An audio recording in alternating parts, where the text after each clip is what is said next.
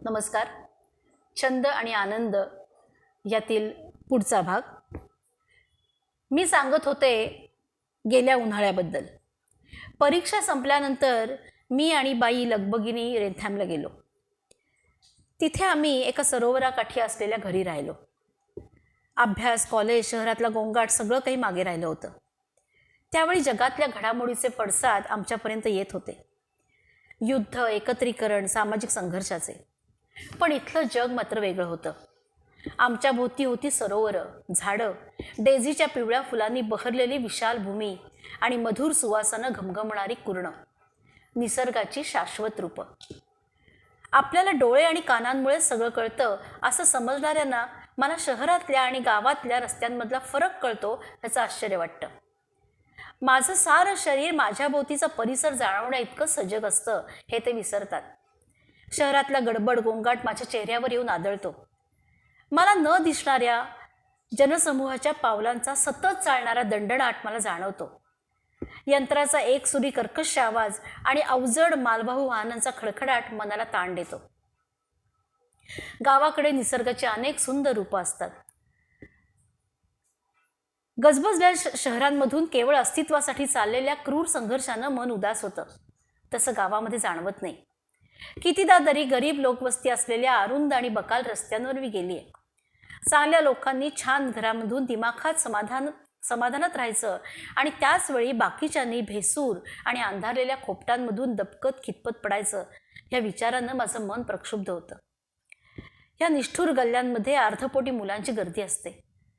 माझ्या दिशेनं हात पसरावा तर मार चुकवल्यासारखी, मी जर त्यांच्या दिशेने हात पसरला तर मार चुकवल्यासारखी ती अंग आक्रसून घेतात. माझ्या मनात ही मुलं लपून बसतात. त्यांचं आयुष्य म्हणजे कधीही अंत नसलेला झगडा आणि संघर्ष आहे असंच मला वाटतं. गावाकडं आल्यावर पुन्हा एकदा पायाला मऊ मातीचा स्पर्श झाला की भान हरपतं. गवतामधून वाट काढत मी ओढ्याकडे वळते. ओढ्यातल्या खळखळत्या पाण्यात बोट फिरवते. नाहीतर एखाद्या ठिकाणी दगडी भिंत चढून जाऊन पलीकडच्या हिरव्यागार शेतांमध्ये उतरते. ते आनंदाने डोलत असतात. मजेत फिरायला जाण्याआधी मला माझ्या जोड सायकलवरून फिरायला आवडतं. ह्या सायकलला 2 सीट्स आणि 2 पेडल असतात. माझ्या या लोखंडी घोड्यावरून जाताना वारा जोरानं चेहऱ्यावरून वाहतो त्याची मला खूप मजा वाटते. वेगानं वारा कापत पुढं जाताच जोम आणि हलकेपणाची सुखद जाणीव होते. या व्यायामानं रक्त उसळतं आणि मन उल्हसित होतं. फिरायला जाताना, सायकलवरून रपेट मारताना, नाहीतर समुद्र सफरीवर गेलेली असताना शक्य असेल तेव्हा माझा कुत्रा माझ्या सोबतीला असतो. माझ्याकडे तरतऱ्हेची कुत्री आहेत. दांडके मॅस्टिफ, प्रेमळ डोळ्यांची स्पॅनल्स, शिकारी कुत्री आणि प्रामाणिक साधीसुधी टेरियरही. त्यातल्याच एका टेरियरशी माझी सध्या विशेष मैत्री आहे. त्याचं शेपूट सदैव वक्र असलं तरी वंशावळ मोठी आहे. मी एकटी असले की हे सगळे मित्र माझ्या अवतीभोवती असतात. त्यांच्या शेपट्यांची बोलकी हालचाल आणि प्रेम व्यक्त करण्याच्या तऱ्हा मला खूप आवडतात. एखाद्या पावसाळी दिवशी मला घरातच राहावं लागलं तर इतर मुलींसारखीच मी वेळ घालवते. कधी विणकाम तर कधी माझ्या स्वच्छंद पद्धतीचं वाचन. एखाद्या वेळी मी चेकर्स नाही तर बुद्धिबळाचे 1-2 डावही खेळते. मला खेळता यावं म्हणून ह्या खेळांचे पट मुद्दाम वेगळे करून घेतलेले आहेत. पटावरच्या चौकटी खाचलेल्या असतात. त्यामुळे त्यात सोंगट्या नीट बसतात.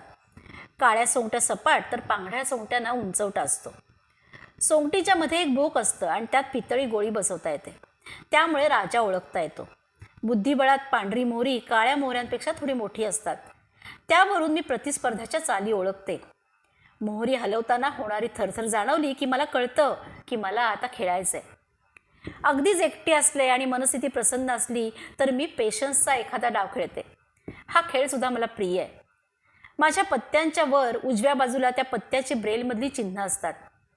या चिन्हांमुळे मला पत्ते अचूक ओळखता येतात. आजूबाजूला मुलं असली तर त्यांच्या खेळामध्ये मी मनापासून रमते. छोट्या बाळांच्या सहवासात सुद्धा मी अगदी मजेत राहू शकते. मुलं मला त्यांच्याबरोबर नेऊन त्यांच्या आवडत्या गोष्टी दाखवतात.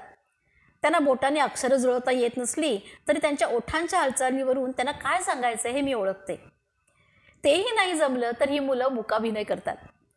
कधी मी चुकीचं काही केलं तर त्यांना हसू फुटतं. मग पुन्हा आमचं मुकनाट्य चालू होतं. बऱ्याचदा मी या छोट्या सवंगड्यांना गोष्ट सांगते. एखादा खेळ शिकवते. वेळ कसा अगदी आनंदात जातो. ग्रीक महाकवी होमर यांची एक प्रतिमा माझ्या अभ्यासिकेतल्या भिंतीवर लावलेली आहे. मी होमरच्या या सुंदर पण दुःखार्थ चेहऱ्याला आदरानं हळूवार स्पर्श करते. दुःख जाणलेल्या या अंध कवीचा हा चेहरा आहे. त्याच्या भव्य कपाळावरची रेषानुरेषा मला पाठ झाली आहे. जीवनातल्या संघर्षाच्या आणि दुःखाच्या कडवट खुणा या प्रतिमेतले त्याचे दृष्टीहीन डोळे जसे शोध घेत आहेत प्रकाशाचा आणि अथांग निळ्या आकाशाचा.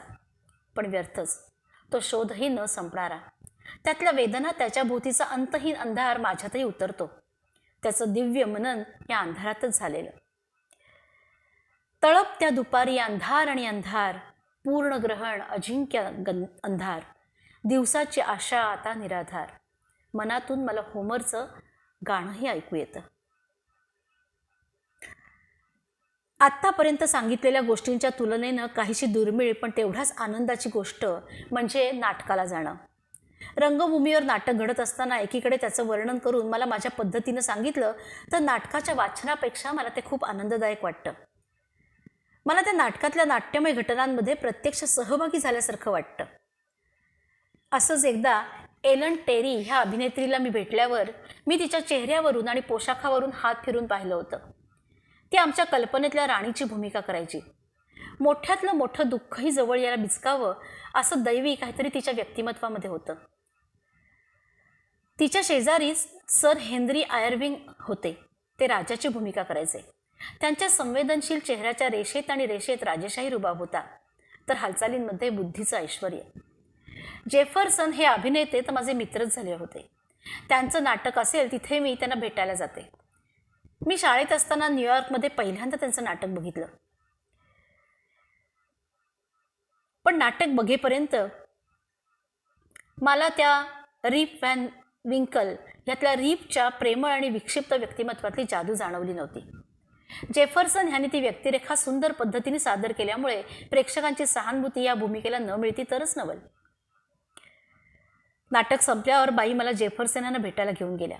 मी त्यांचा पोशाख, मोठे केस, दाढीला हात लावून पाहिलं. त्यांनी मला त्यांच्या चेहऱ्याला स्पर्श करू दिला. 20 वर्षाच्या विलक्षण झोपेतून उठल्यावर रीप कसा दिसत असेल हे मला बघायचं होतं.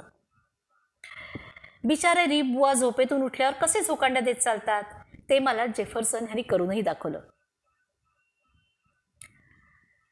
मी the prince and the pauper हे नाटक 12 वर्षाची असताना पाहिलं. हे नाटक बघताना दुःख आणि आनंदाच्या संमिश्र लहरी मला अनुभवल्या. लेल्सी नावाची एक छोटी मुलगी त्यात काम करायची. नाटक संपल्यावर मी तिला भेटले. तिनं राजेशाही पोशाख परिधान केला होता. सोनेरी केस तिच्या खांद्यावर रुळत होते. चेहऱ्यावर चमकदार स्मित. ती बुजली नव्हती, थकली नव्हती. एवढ्या प्रेक्षकांसमोर एवढ्या वेळ राहून सुद्धा मी तेव्हा बोलायला शिकत होते. सुरुवातच केली होती. मी बोललेले थोडेसे शब्द तिला कळल्यावर मला कोण आनंद झाला. तिनं सुद्धा उत्स्फूर्तपणे हात पुढं करत मला प्रतिसाद दिला. माझ्या जगण्याला एवढ्या मर्यादा असूनही अनेक परीने ते सौंदर्यस्पर्शी आहे. प्रत्येक गोष्टीत काहीतरी नवलाई असते, अगदी अंधार आणि एकांतात सुद्धा. आणि म्हणूनच असेल त्या परिस्थितीत समाधानी वृत्तीनं राहण्याचा मी नेहमीच प्रयत्न करते. धन्यवाद.